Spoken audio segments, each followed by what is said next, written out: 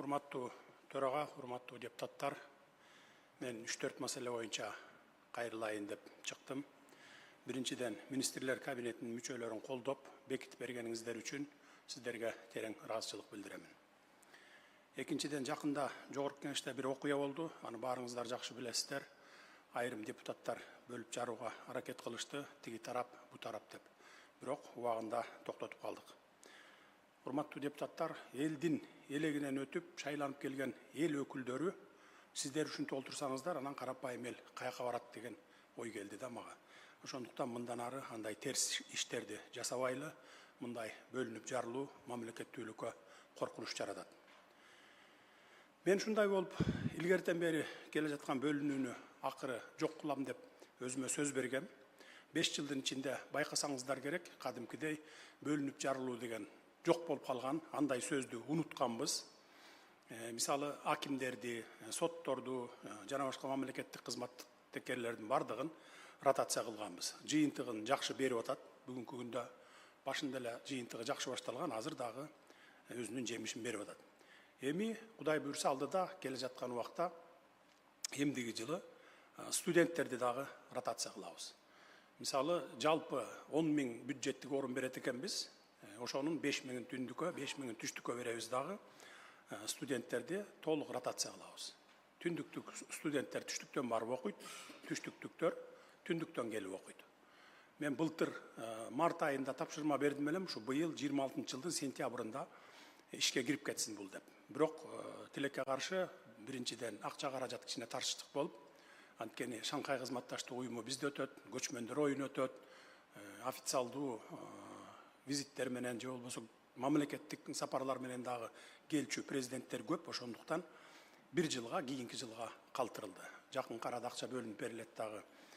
Түштүккө 5 000 студенттик орун, түндүккө 5 000 студенттик орун, 7 область, анан Ош Бишкекке ошо жатаканалар бардык заманбап шарттары менен ыңгайлашкан жатаканаларды куруп бүтөбүз. Эмдиги жылы сентябрда мына ушул иш башталат. Акылман мектебин билесиздер, сиздер мыйзамда кабыл алып бергенсиздер. Акылман мектебинен чыккан окуучулар кийин вузду бүтүп келгенден кийин бир күн дагы ишсиз калбайт көчөдө.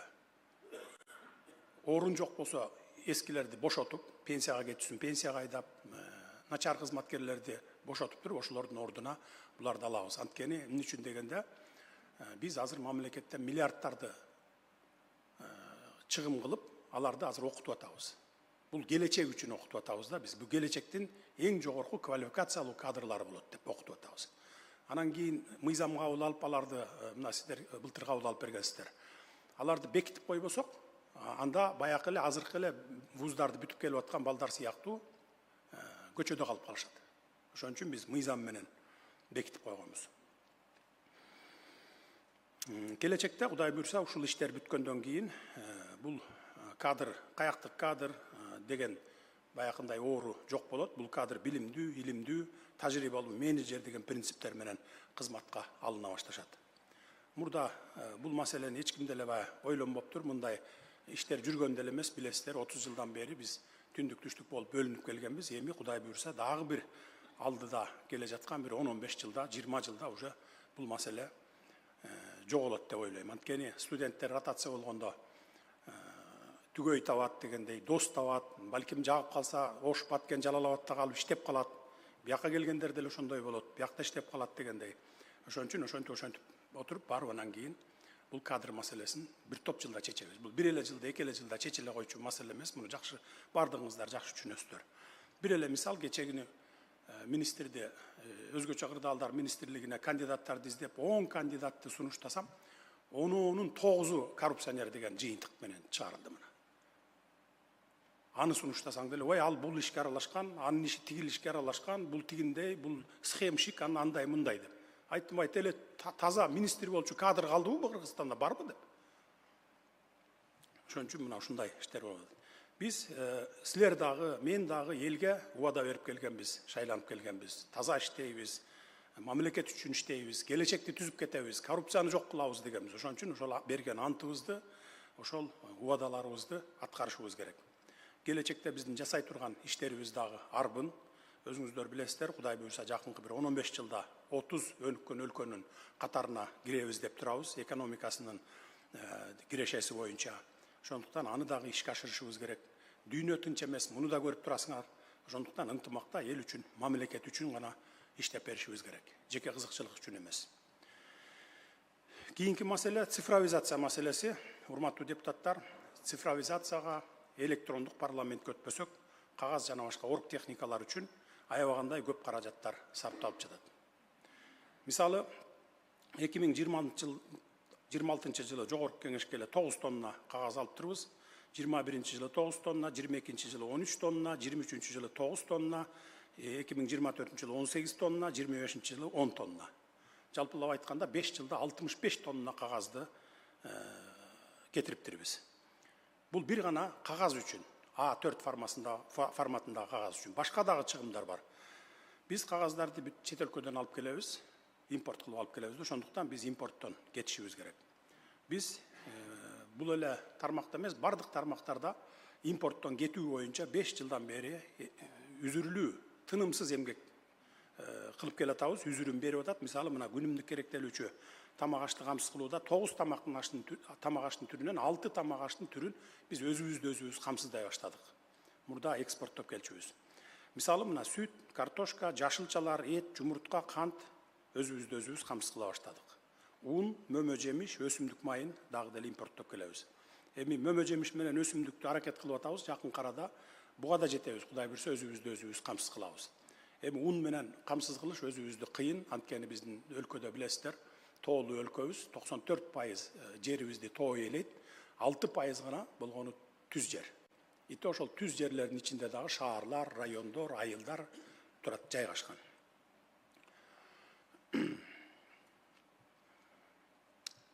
Башка тармактарда дагы, мисалы, курулуш тармактарында, жана башка бүт бардык тармактарында импортту азайтуунун үстүндө иштеп жатабыз. Эми, урматтуу депутаттар, өткөндө Марле мырза менен сүйлөштүк. Жогорку кеңешти планшетке, ноутбукка өткөрүп, электрондук парламент кылуу боюнча. Төрага мырза орг техника менен жакын дос экен, мени ошол кубантты. Анткени өзү мындай түшүнгөн, билген адам тез өткөрөт деп ойлойм. Кагаз менен калемди унуткула, мына замандын талабы ушундай. 19-кылымда калып кеткен бойдон жүрө бербейли. Өнүккөн өлкөлөр мына 30 жыл мурда эле электрондук иштөөгө өтүп кетишкен. Биз дагы деле кагаз доорунда жүрөбүз. Ошондуктан билбегендер болсо, урматтуу депутаттар, эми баарыңар эле 100% биле бербесеңиздер керек. Үйрөнгүлө, жардамчыларыңарды колдонгула, айтишниктерди бир айга жалдап алып туруп, алардан окусаңар болот. Аюуну деле мына адам заты велосипед тепкенди үйрөтүп койду го, ага караганда адамбыз го, биз деле тез эле үйрөнсө болот. Буган өтүп алсаңар, мисалы, ноутбукка, планшетке өтүп алсаңар, бир эле адам кабинетте отуруп, мисалы, бардык материалдарды, долбоор болобу, мыйзамдын өзүн болобу, же жана башка документтерди бир эле адам таратып коет. Дагы бир жакшы жери, бул компьютерде 15-20 жылдык архивдер сакталат. Мисалы, 65 тонна кагазга, силердин жогорку кеңештин толук баягы 65 тонна короткон кагазына баткан материалдарды бир эле ушуга батырып алса болот да. Менден кээде министрлер сурап калышат: "Шеф, сиз 5-6 жыл мурун өтүп кеткен нерсени, иштердин баарын кантип эстеп жүрөсүз?" деп. Анан мен айтып калам: "Ай, мен деле адаммын, компьютер эмесмин, робот эмесмин, унутам мен деле. Бирок мына могул унуттурбайт" деп. 5-10 жыл мурункуну ачып туруп карасаң, эстеп аласың, анан сурайсың да телефон чалып. 3 жыл мурун могуну сага тапшырган экенмин, момундай тапшырманы. Не болду ал десе, аны мен эч агы эле бүтүрүп койгом. Эмне доклад берген эмессиңиз, унутуп калыпмын. Сиз кантип эстеп жүрөсүз деген случайлар көп да бизде. Көпчүлүгү, мисалы, азыр блокнот колдоносуңар, ал блокнот толот, андан кийин аны ыргытасыңар, анын ичиндегинин баарын унутасыңар. Ошон үчүн мына 100 тонналык кагазга баткан материалды бир эле ушуга батырып койсоңуздар болот. Унутпай жүрө бересиздер. Кагаз болсо столуңарда калып калат, каралбайт. Анан эң бир кейиткен жери, мыйзам долбоорлоруна бир эле сөз киргизгенде, өзгөрткөндө, кайра баягынын бардыгын кайра жаңыдан чыгарып туруп, кайра жаңыдан таратасыңар. Ушунун бардыгы абдан коромжу болуп атат да. Ошо мен 2 жолу депутат болгом, мен деле башыман өткөн, мен билемин. Даже алдыгы жерде жаткан 10 килограммдаган кагаздарды бир депутатка, мисалы, жалпылап алып келгенде тонналаган кагаздарды карап, ачып дагы койбогон учурлар болуп калат кээде. не то что кабинетке көтөрүп барып же үйгө көтөрүп барып окуганда эмес. А муну машинеде отуруп кетип баратып деле, үйдө отуруп алып тамак ичип отуруп деле карай берсеңиздер болот да. Бул абдан ыңгайлуу болот. Бул чыгымдарга эле эмес, мисалы орук техникаларга дагы эбегейсиз чоң каражаттар кетип атат. Мисалы принтерлерге, ага кеткен краскаларга, электроэнергия, аны иштеткен секретарларга эмгек акылар болуп отуруп, миллиарддаган сомдорду коромжу болуп жатат да. Биз мисалы өкмөттү 3 жыл мурун электрондук өкмөткө өткөзгөнбүз. Миллиарддаган сомдорду экономдоп калдык. Келиңиздер, сиздер дагы экономдоңуздар, ошол экономдогон акчаңыздарды лучше силердин фондуңарга бөлүп берели. Фондуңарга кошуп берели. Бу электрондук иштөөнүн дагы бир жакшы жери макулдашуулар дагы бир эле күндө бүтөт. Мурда кагаздар айланып жылданып эле, айлап жылдап 3 айдан кийин аран келчү министрлерди кыдырып жүрүп. Азыр андай эмес. Азыр электрондук сетке саласың, эртең менен салсаң, кечинде бардыгынан жооптор келет, макул же жок деп. А мурда кыдырып келчү. 3 айда да келчү эмес. Мен жаңы келген кезде бүт архивтерди көтөрүп, ревизия кылып, кагаздарды караганда 3 жылдан бери бир токтом кабыл алынбай өкмөттүн жаткан экен. Кыдырып, бири-бирине тепкилеп коюп, анан кийин бирөө каршы пикир жазып койсо, бул каршы пикир жазыптыр деп коюп эле ошол кабыл алынбай 3 жыл жаткан токтомду көргөнмүн. А бирок ал токтом мамлекеттин тагдырын чече турган, мамлекеттин ишин тезирээк алдыга жылдыра турган токтом болчу. Азыр болсо андай токтомдор 1 саатта, указдар, токтомдор 1 саатта чыгат бизде. Жашыруун, өтө жашыруун иштерди гана баягы кагаз менен колдонуп атабыз. Сиздер деле ошондой кагаз менен колдоносуздар, атак неме кылыш керек мисалы. 3 жыл мурун силердин айлык акыңарды электрондук кошелек өткөргөнбүз, билесиздер, Азыр электрондук кошелек менен алып атасыздар. Анда дагы айрым депутаттар каршы чыккан кыйкырып. Жок, болбойт, мен накталай алышым керек деп, бирок ошого карабастан баары бир өткөргөнбүз. Ошондуктан тез арада электрондук парламентке өтүңүздөр. Дагы бир суранычым, урматтуу депутаттар, өкмөт менен биргелешип ынтымакта иштегиле. Албетте баары жипке тизгендей боло бербейт. Кемчилик жок деп айтпайбыз. Өкмөт да ката кетирет, кемчиликтер болот, алып келген мыйзамдарда кемчиликтер болот. Андай кемчиликтер болсо, сиздер оңдоңуздар. Мыйзамдарды электен өткөрүп, оңдоп түздөш үчүн, ошон үчүн сиздер жогорку кеңешсиздер. Эгер кемчиликтер болсо, авторлорун чакырып, мындай тегерек стол уюштуруп, дискуссия кылсаңар эле, бардыгы өз ордуна келип калат. Өткөндө мына Дастан Бекешев мырза бир мыйзамга каршы чыгып атканын көрүп калдым. Бир абзацын алдырып салганын. А мен сурадым, неме эле деп, ички иштер министрлигинен сурасам, жо жакшы мыйзам болчу, ал түшүнбөй калдыбы же эмне болду билбейм, дейт. Анан айттым, чакыргыла, же болбосо баргыла, жогорку кеңештин ичине барып, кабинеттер толтура, залдар толтура, комитет өткөн, фракция өткөн. Ошол жерден талкуулап, дискуссия кылсаңар, анан балким түшүндүрүп берсеңер, силер түшүндүрбөй аткандырсыңар деп. Анан Дастан мырзаны чакырган экен, ынтымак ордого барыптыр. 1 сааттын ичинде сүйлөшүп, кайра экинчи окууга Дастан мырза өзү киргизе турган болуп кетти мына. Ошон үчүн айтарым, баягыдай трибунадан эле кыйкырып баягыларды жок кылып салалы дебей, заранее баягыдай кылып туруп, бышырып, абдан талкуулап туруп, анан алып чыгып турсаңар жакшы болот эле. Дагы бир суранычым, кайсыл бир тармакты реформа жасап атканыбызда терең изилдеп, абдан тактап анан сүйлөсөңүздөр жакшы болот эле да. Кайсы тармак болбосун, реформа деген бул өтө татаал нерсе. Мен 5 жылдан бери башыман өткөрүп келатамын. Бир тармакты реформа жасап баштаганда эле кыйкырык, өкүрүк, бакырык, көчөгө чыгып алып кыйкырмай, соцсеттерге чыгып алып кыйкырмайлар башталат. Албетте муну жалпы эл карап туруп, муну бийлик туура эмес кылып аткан экен деп ойлойт. А бирок ар жагында бир 10 чакты адам, 100 чакты да адамдын кызыкчылыктары бар адамдар гана кыйкырып чыгат да.